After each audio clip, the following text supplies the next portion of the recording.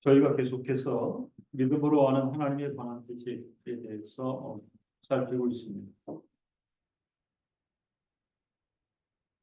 오늘은 그 가운데 하나님의 이름 이런 내용으로 넘어가도록 하겠습니다.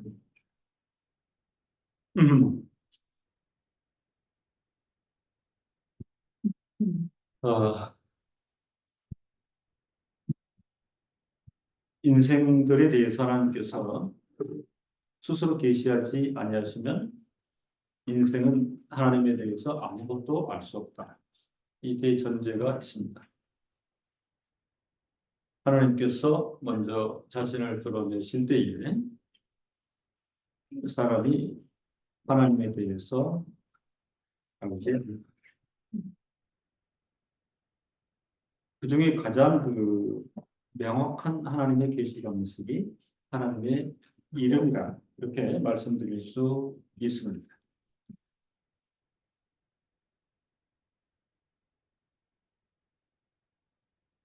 하나님께서는 이름으로 계시를 드러내신다.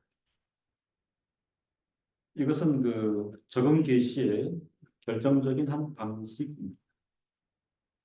적응 계시 잘 아시죠? 하나님께서 스스로 낮아지셔서 연약하고 어리석은 인간에게 적응하시는 방식. 왜요? 인생이 하나님에 대해 다가갈 수 없기 때문에 하나님께서 부득불 쓰시는 계시한 방식이 적응 계시인 것입니다. 신학에서 이 아코모 자체는 굉장히 중요합니다. 하나님께서는 우리에게 스스로를 계시해 주시려고 자기 자신에게 이름들을 부여하셨습니다. 우리가 하나님 이렇게 부르는 것은 하나님께서 우리에게 자신을 계시해 주셨을 때에 그 방식을 주셨기 때문에 우리가 하나님 이렇게 부를 수 있습니다.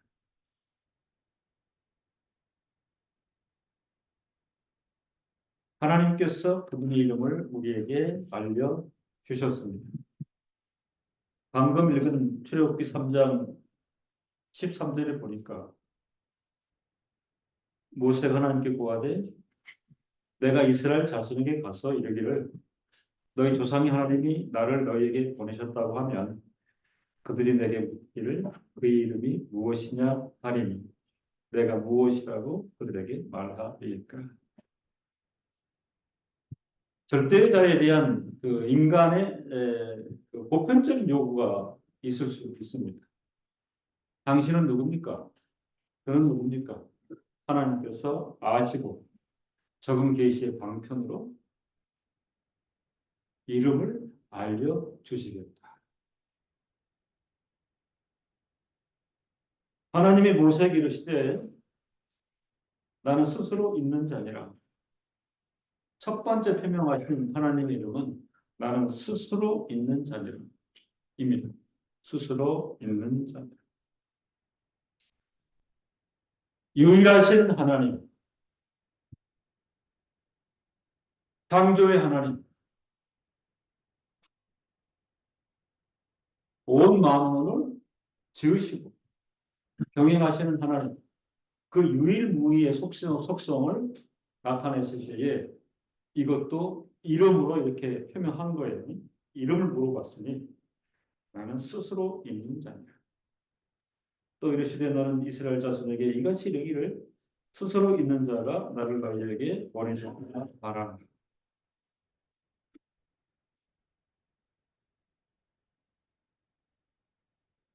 하나님도 모세에게 이르시되 너는 이스라엘 자손에게 이같이 이르기를 나를 너희에게 보내신 일은 너희 조상의 하나님 곧 아브라함의 하나님 이삭의 하나님 야곱의 하나님 여호와라 하라.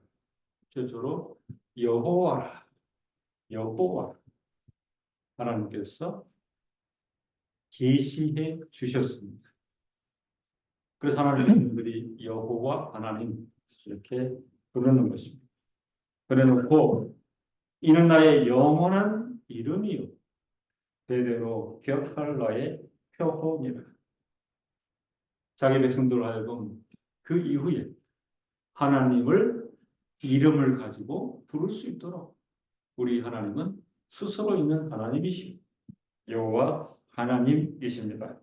이렇게 하도록 적은 계시의 방송으로 하나님께서 계시를 드러내셨습니다. 이처럼 하나님께서는 그분의 이름을 우리에게 알려주셨습니다. 우리는 사람들이 지어낸 방식이 아니라 그분이 가르쳐준 방식으로 하나님을 부를 수 있습니다. 그 신학적으로 계시 의존 사색이라고 그러잖아요. 하나님의 이름에 대해서는 우리가 창의적으로 우리가 아이디어를 내서 이름을 지은 것이 아니라 하나님께서 우리에게 알려주신 대로 그 방식대로 우리는 하나님을 부를 수 있습니다.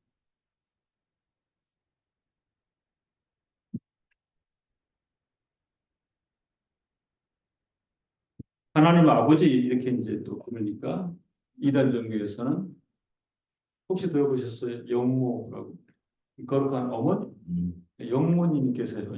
그쪽에서는 거기는 늘 영모님이 좀 사람이 만든 이름, 사람이 고안한 이름 그것과는 질이 차원이 다르다.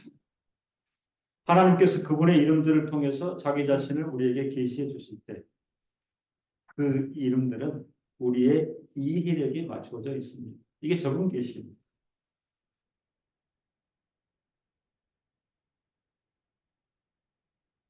성경이 하나님을 왕과 아버지라고 소개하셨을 때에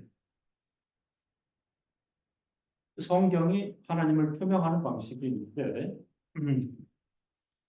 어,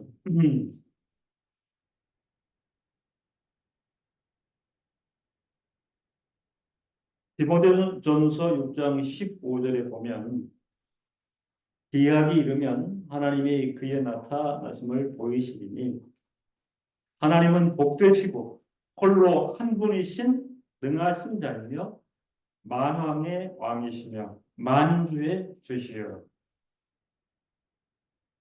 성경이 하나님을 표명하는 것에 대해서 이 방식으로 소개를 하고 있습니다.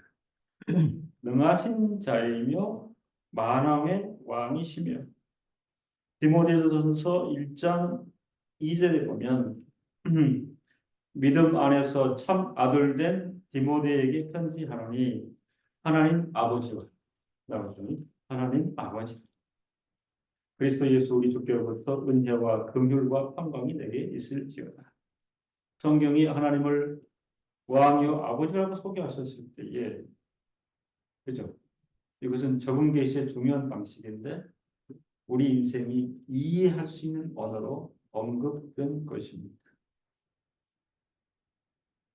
왕이라 아버지라 이제 그 다음 주제에 보면은 유비 아날로기아가 나죠. 그죠? 적은 계시의 범주 안에서 왕이라 아버지라 이렇게 보는 것은 전형적인 아날로기, 이거는 비유의 형식입니다. 개혁자 칼빈은 이것을 인생의 이익에 맞도록 적용한 것이라고 설명하였습니다. 하나님께서 인생에 대하여 스스로 낮추시고 인생이 이해할 수 있는 언어의 방식으로 계시하신 것이라 하나님의 은혜요 감사한 일인 것입니다.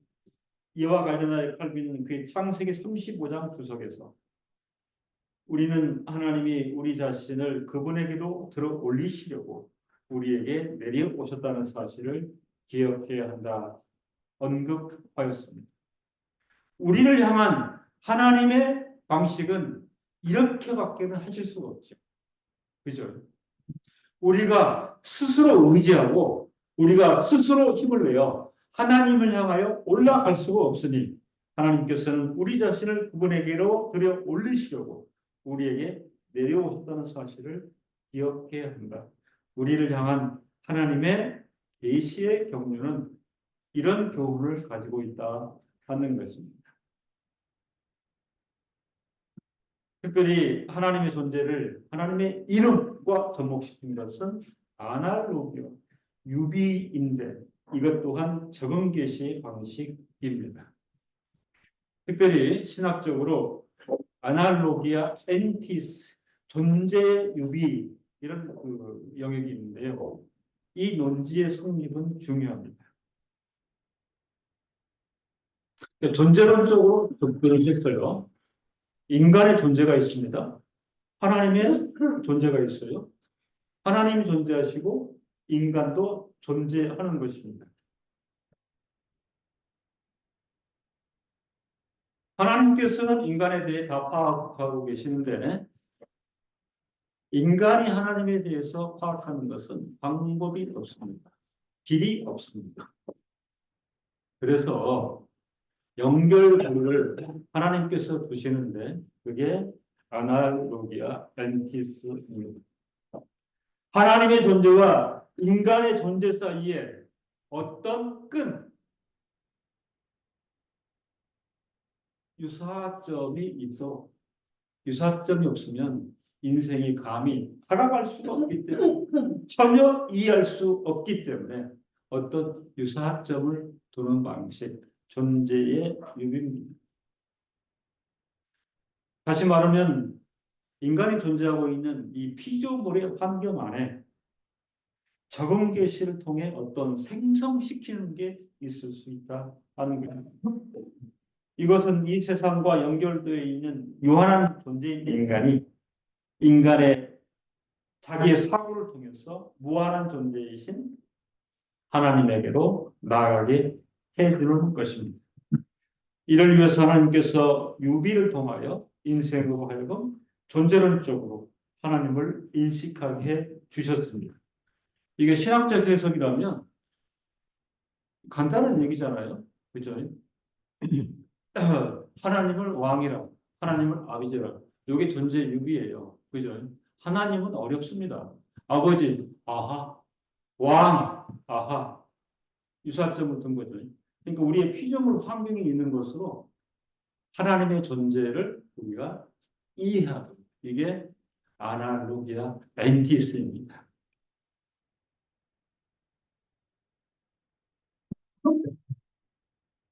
하나님께서 인생이 연약함에도 불구하고 하나님을 알고 하나님께 다가가도 이 존재의 유비를 통하여 은혜를 베푸셨습니다. 그래서 우리가 표명할 수가 있죠. 하나님은 왕이십니다. 하나님은 아버지십니다. 하나님은 전능하십니다. 왕이시고요. 자비하십니다. 아버지죠.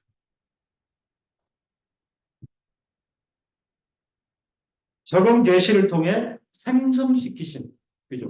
생성시키신 적응 계시의 영역이 이렇게 펼쳐지는 것입니다.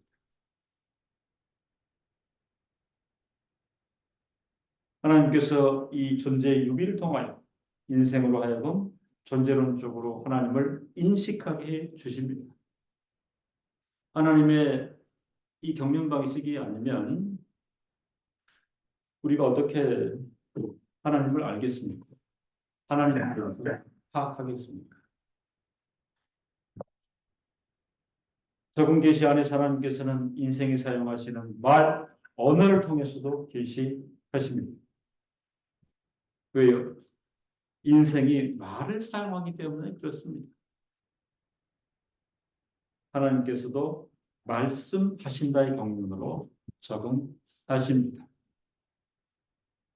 성경 전체를 통해서 처음부터 끝까지 하나님이 하나님이시기 때문에 모습을 보기 힘들고 성경을 통해서 알 수 있는 것은 말씀도 안 하시고 그죠? 네, 엄중하게 침묵하신다.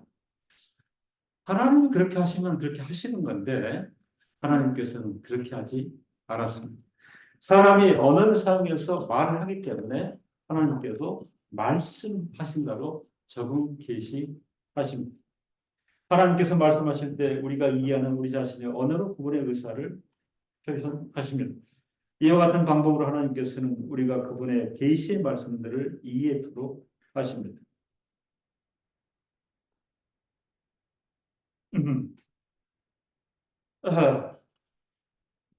아우구스티누스는 그의 삼위일체론에 대해서 말, 단어에 대해서 깊이 설명하였습니다. 말을 허락하셨지요. 또 단어를 그래서 쓰게 되는데요. 만만치 않다. 그래서 신적 표현들일 경우에 사람이 표명하는 신적 표현들일 경우에 하나님의 허용하심 안에는 인간이 보편적인 언어나 단어를 채용할 수밖에 없어요. 그죠? 그러니까 무슨 얘기냐면 신학 지상이나 이 신앙권 내에서 우리가 쓰는 말들이 세상에서 안 쓰는 말들이 아니라는 거죠. 그렇죠? 그런 면에서는 사실 차별성이 없죠. 대표적으로 삼위일체에서 그 세속에서도 엄청 쓰잖아요. 모든 영역에 삼위일체를 쓰잖아요. 이게 무슨 얘기냐면 우리가 표명하고 채용하는 말과 단어가 하늘로부터 임하는 특별한 방식이나 특별한 것은 아니라는 거죠. 우리가 보통 회자되는 것이 그래서 삼위일체를 가져오기도 하고 신이라는 말도 그렇습니다. 그 다음에 심지어는 뭐 하나님도 안 쓰는 게 아니잖아요. 그 다음에 삼위도 마찬가지예요. 그래서 어거스틴은 하나님께서 허락하시는 말의 범주라고 하는 것은 세상에 널려 있는 걸 갖다가 채용할 수밖에 없다. 그런데 인식론이나 의미론적 차원에서는 구별해야 하는 게 있다. 그게 사실 이제 신학이라는 거죠. 요즘 아카데미에서 계속 제가 이걸 강의를 하게 되는데 목회자들이나 신학하는 사람도 힘들어 합니다. 그리고 어거스틴 자신도 쉽지 않다 하는 것을 인정하는 방식입니다. 왜냐하면 우리가 단어를 표명하고 말을 하기 때문에 하나님께서는 적응 계시의 방식으로 허용을 하신 것이고 하나님도 말씀하신다. 그렇잖아요. 출애굽기에서 읽었는데 하나님께서 말씀하신 그 내용도 일반 세상에 쓰는 단어들과 말의 표현 방식인 것은 같다 하는 거죠. 근데 거기에 안주할 것은 아니고요.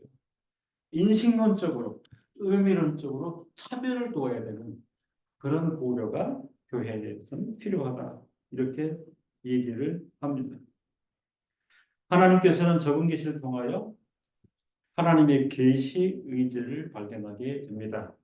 거듭거듭 말씀을 드리는데 인생에 대하여 하나님께서는 자신을 드러내시기를 원하십니다. 자신을 알리시기를 원하십니다. 아마 그 결정판이 66권 성경이 아니겠습니까? 출애굽기 3장 14절은 이렇습니다. 하나님이 모세에게 이르시되 나는 스스로 있는 자니라. 또 이르시되 너는 이스라엘 자손에게 이같이 이르기를 스스로 있는 자가 나를 너희에게 보냈다 하라. 저는 이 표현의 말로 사람의 말로 표현이 되었지만 하나님에 대해서는 가장 정확하고 가장 확실한 표현 방식이에요. 나는 스스로 있는 자다. 이게 무슨 얘기입니까? 나만 스스로 있는 자다. 그죠? 그러니까 하나님에 대한 표현. 나만 스스로 있는 자다. 그 외 모든 피조물은 피조 상태라 스스로 있는 자가 결코 될 수 없다. 이렇게 표명할 때에 나는 스스로 있는 자입니다. 이렇게 결정적인 표현을 해 주셨습니다. 이 말씀을 통하여 알 수 있는 사실은 하나님께서 그분의 이름을 말씀하실 때 그뿐 아니라 그분의 존재와 말을 드러내실 때 이것은 우리에게서 자신을 숨기시려고 한다는 인상을 결코 심어 주시지 않는다 하는 것입니다. 영원히 침묵하신 것하고는 전혀 다른 차원입니다. 나는 스스로 있는 자니라 라고 표명하실 때에 거기에 그분의 존재와 사역의 모든 것이 포함되어 있다. 이렇게 말씀을 드릴 수 있습니다. 그분이 계시한다는 것은 감추어진 것을 알려주는 것이지 무엇인가를 감추는 것이 아니라 이렇게 말씀드릴 수 있습니다. 이처럼 하나님께서는 부여해 주신 이름들 안에서 자기 자신을 계시해 주십니다. 그리고 아코모다치 그분은 우리의 이해력 안에 그분 자신을 맞추십니다. 하나님은 그 과정에서 존재의 방식으로 우리에게 드러나시고 우리의 말들에 상응하는 말들을 사용하십니다. 인생들도 말을 하지요. 하나님께서도 말씀하십니다. 그래서 그 하나님의 그 존재와 관련하여 구약 신약에서 이 히브리 표현을 주문하죠. 아도나의 아마르. 하나님께서 말씀하십니다. 하나님께서 말씀하십니다. 하나님께서 말씀하십니다. 존재의 방식 가운데 우리에게 드러내시고 우리의 말들에 상응하는 말로 말씀하시는 하나님이십니다. 계시하시는 하나님, 아코모다치오 하나님, 아날로기아 엔티스 하나님 이름을 드러내셔서 인생에게 다가오시는 그래서 인생을 끌어올리시고 자신을 낮추셔서 인생과 함께 해주시는 하나님 이렇게 표현할 수 있죠. 그런데요, 여기에 그치는 건 아니죠. 그럼에도 불구하고 하나님을 다 파악하는 일은 어렵다. 그죠? 그럼에도 불구하고 하나님을 다 파악하는 일은 어렵습니다.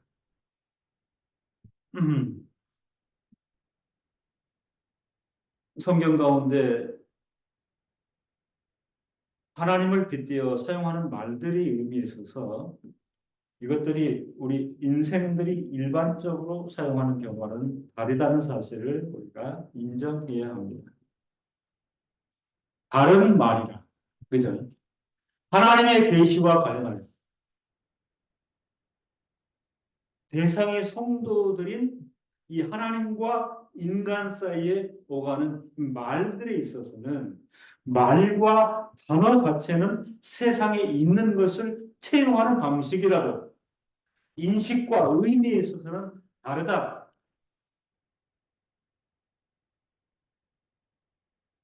하나님께서 이름들을 부여해 주셨지만 이 이름들에 대해 직접적으로 설명하는 것은 쉽지 않습니다. 다만 교회학의 역사를 통해서 하나님의 이름들을 보편적으로 분류한 내용은 있습니다. 야훼 들어보셨죠? 아도나이, 엘로하, 로드 고유한 이름들. 성경 내용과 신학 역사를 통해서 이런 이름들의 분류가 있습니다. 위격과 관련된 이름들이 소개되어 있죠. 아버지, 아들, 성령. 아버지, 아들, 성령. 삼위일체와 관련되어 있는 것입니다. 하나님께서 자신의 이름을 밝히시고 자신이 누구인지를 계시하셨지만 그 하나님을 다 파악하는 것은 어렵다 할 때에 이 결정판은 삼위일체 어거스틴도 그의 이직론에서 엄청 표명을 했습니다. 하나, 셋. 그죠? 보편적으로는 일반 수리개념.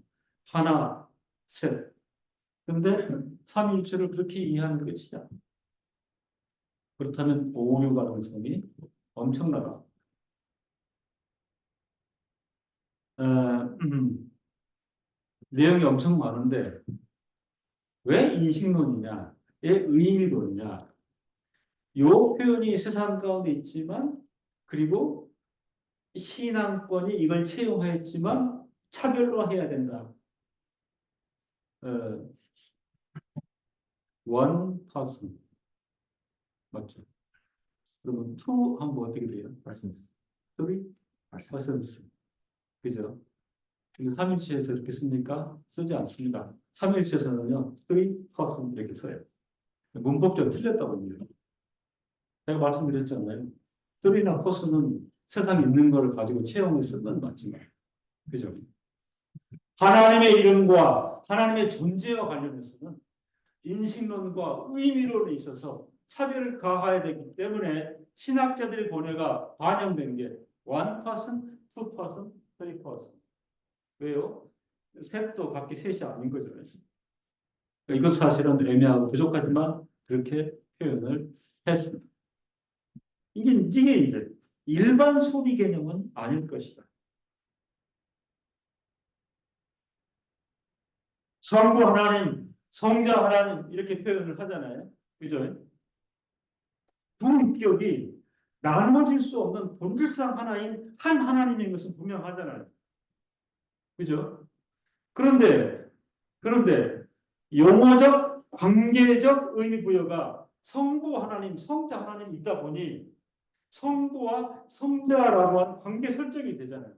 여기는 아버지고 여기는 아들이고. 그렇죠? 그래서 어거스틴은 몹시도 고민했는데 그 중에 채용한 단어가 뭐냐면 낳았다, 낳으심을 당했다. 그 아버지가 낳은 거잖아요. 그 아들이 낳으심을 당하는 거잖아요. 그죠? 정확하게 표현을 합니다. 아버지와 아들이기 때문에 가능하다. 낳았고 낳으심을 받았다. 동시에 지상에서 부모가 자식을 낳고 자식은 낳음을 받은 것. 그 개념은 아닌 것이다. 왜요? 성부도 하나님이시고 성자도 하나님이시기 때문에. 그죠? 그러니까 이런 논리 조금은 역설적이기도 하고 다시 설명을 해야 되고 다시 원래로 돌아가야 되고 또 세상과 의미의 차이를 말해야 되고 끊임없이 인식과 의미에 있어서 설명을 해 나가는 방식. 하나님께서 이름들을 부여해 주셨지만 이 이름들에 대해 직접적으로 설명하는 것은 쉽지가 않다 하는 것입니다. 어려운 개념이라 속성과 관련된 이름들로는 전능자, 거룩하신 분인 것 같은 이름들을 신학 역사에서 성경 내용에서 표명해 온 것들을 이런 식으로 분류할 수는 있겠다 하는 것입니다. 교리학 역사에서 많은 신학자들은 하나님의 이름들 중에서 사실상 어떤 이름도 실질적으로 하나님께 진정으로 적합한 표현은 없다고 생각하였습니다. 그죠? 이게 왜일까요? 이게 세상에 있는 말과 언어의 체험 방식이기 때문에 이게 하나님과 딱 맞습니다. 라고 말할 자신은 없다 하는 것입니다. 그 결정판이 뭘까요? 하나님의 가장 표면적인 히브리어 이름이 아도나이. 그죠? 아도나이입니다. 네? 네. 근데 히브리어 철자를 아도나이로 썼을까요? 아닙니다. 히브리어 철자는 야로 씁니다. 읽는 거는 아도나이. 이게 그거예요. 하나님의 이름들 중에서 사실상 어떤 이름도 실질적으로 하나님께 진정으로 적합한 표현은 없다 생각하였습니다. 그런데요, 이것도 사실은 A20세기예요. 혹시 그 레닌그라드 사본이라고 그때 고뇌 끝에 기입된 이름이고 그 전까지는요 빈칸. 그러니까 아까 얘기했죠. 아도나이 아마르가 나오죠. 그 앞에 없어요. 감히 표명할 수 없었어. 이제 상정하는 거죠. 절대자가 말씀. 절대자가 말씀. 10세기에 두 가지를 하는 거거든요. 아도나이 예를 기입하고 또 한 가지는 뭐 힘자가 모음이 없어요. 모음을 써놓았어요. 모음이 없으니까 발음하기 힘들어. 그죠? 지금도 이스라엘 사람들은 모음 없어요. 근데 기가 막히게 어렸을 때 배워가지고, 그죠? 그렇게 표현을 하는 겁니다. 똑똑한 사람들이에요. 지금도 이스라엘 사람들은 문헌에 모음이 없어요. 우리 구약 성경에 모음이 있는데. 그래서 그 이스라엘 항공이 LR인데요. LR은 그 모음이 있어야 그렇게 있거든요.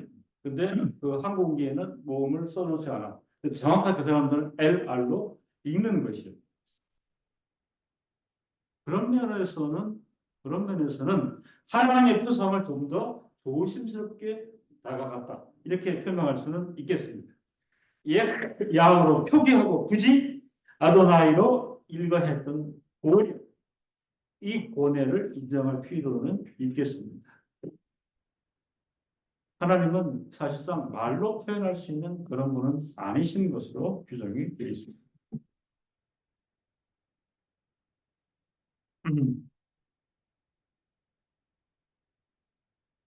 그래서 그 13세기, 14세기에 영국 출신의 스콜라주의 신학자 겸 철학자였던 윌리엄 오캄. 혹시 우리 청년들 들어본 적 있어요? 윌리엄 오캄. 아하, 좀 알아야 됩니다. EPL 축구 선수가 아니에요. 13세기를 살았던 유명한 철학자, 신학자 윌리엄 오캄. 그걸 하나 기억하시고 내용 굉장히 복잡한데요. 유명론. 이 유명론을 신존재 증명 방식으로 표명했던 신학자가 윌리엄 오캄입니다.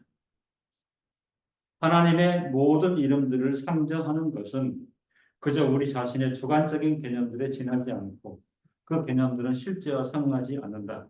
이것 때문에 윌리엄 오캄이 유명한 것입니다.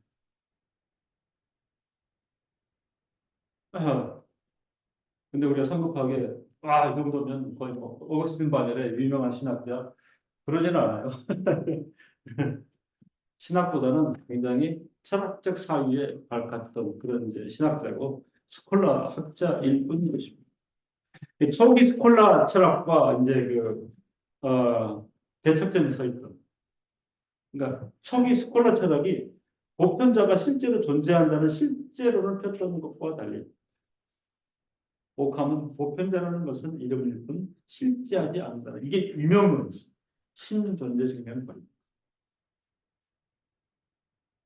그러니까 초기 전기 스콜라 철학에서 보편자가 실제로 존재한다는 실제론, 이 실제론은 글쎄요 신앙적인 측면도 있지만 당시의 카톨릭 세계가 표명하고 있는 저는 그렇게 표현하고 싶어요.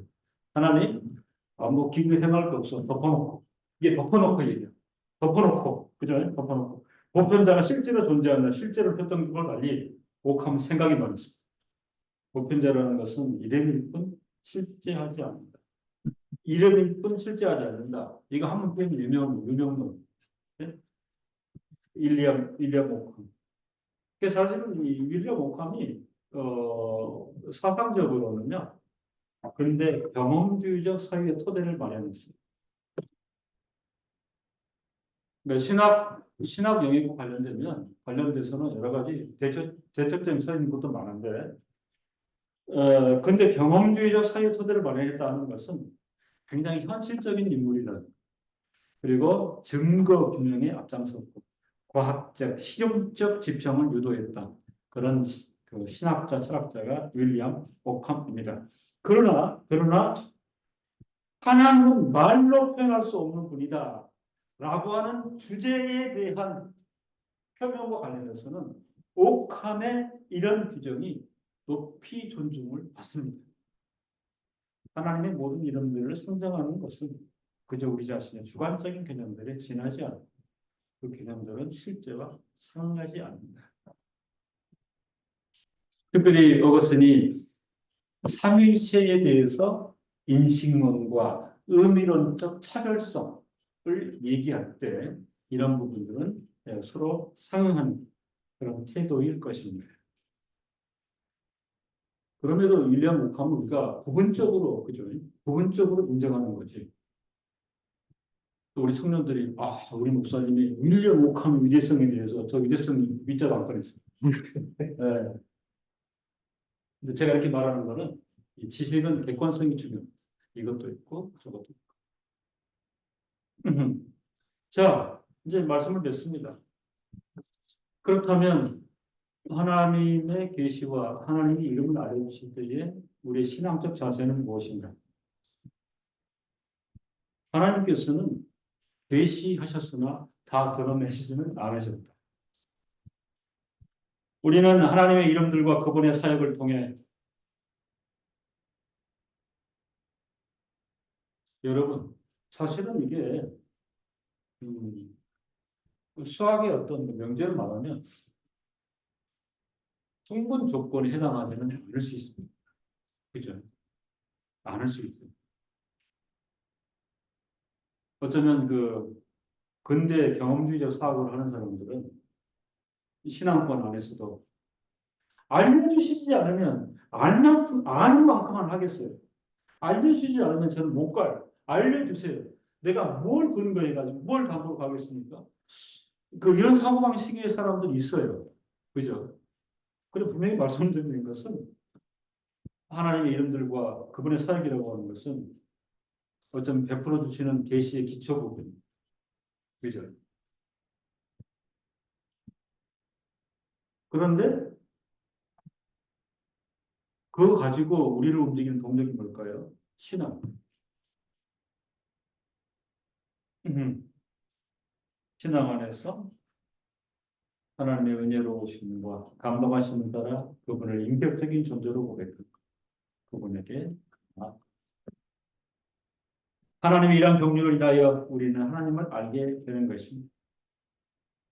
하나님께서는 이를 통하여 하나님과 우리 사이의 인격적인 관계 형성되기를 원하시기 때문이죠. 이게 하나님의 사역이에요. 이 하나님의 의지를 우리가 받는가 그리고 확신하는가. 하나님께 스스로 나라고 언급하시면서 우리에게 말씀하실 때 우리는 베푸시는 믿음 안에서 아버지요 주로 고백하고 기도하는 것입니다. 요 하나님 나의 주 나의 하나님 하늘에 계신 아버지 이렇게 고백하고 기도하는 것입니다.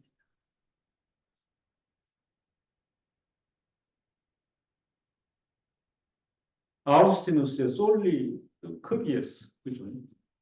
우리 권사님이 준비를 하셨다. 거기에 절절하게 저는 보면서 감성적으로 심정적으로 그죠? 이런 고백과 기도를 나도 하고 싶어요. 그죠? 굉장히 부러워. 사실은 이 책은 쉽지는 않은 책이에요. 그죠? 어쩌면 철학적 수상로 굉장히 그 생각을 많이 표명하고 있는데 어떤 다른 면에서는 그런 걸 우리가 지식으로 다 정리하는 것보다는 한두 구절이라도 아우스티너스의 이 고백과 기도 그 간절함에 참여할 수 있으면 굉장히 유용하다. 저는 그렇게 생각을 하는 것입니다. 믿음 안에서 아버지여 주로 고백합니다. 기도하겠습니다. 하나님 아버지,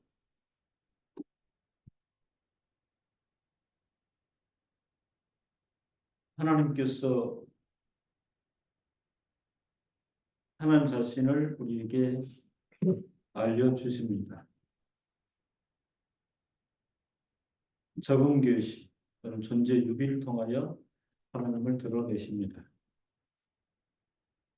이성적으로 합리적으로 판단할 때는 이름들과 관련하여 또 계시하시는 내용과 관련하여 충분하지 않다. 이런 판단을 인생편에서 할 수도 있겠습니다. 그럼에도 66권 성경을 허락하신 것은 하나님의 이름과 하나님의 존재에 유비하에 하나님께서는 넘치도록 충분히 자기 백성이 계시하심을 증거하신 것이라 고백합니다. 우리의 인식이 부족하고 우리가 의미를 살피는 일에도 참으로 어리석어서 여전히 하나님의 이름과 하나님의 존재와 사역에 대해서 많은 것을 알 수 없다 하더라도 이미 하나님께서는 충분하게 우리에게 알리셨고 우리를 감동하시고 또 우리에게 정하신 방식으로 우리를 대우하신 것 저희가 신앙으로 고백하고 믿사오니 생애 동안 최선을 다하여 하나님께 나아가고 이미 주신 지식에 대하여 확정한 우리의 감성과 우리의 이성을 통하여 하나님에 대해 알고 그런 것들이 신앙의 유산과 열매로 남게 하여 주시기를 간절히 소원합니다. 연약한 목회자가 설교를 통하여 또 다양한 강론을 통하여 드러낼 때에 성령께서 우리의 심령들을 감동감화하셔서 남은 세월 동안도 더 풍요한 하나님을 아는 지식에 참여하고 또 하나님을 사랑하고 하나님을 확정하는 일이 교회 가운데 있게 하여 주시옵소서. 예수님의 이름으로 기도드립니다. 아멘.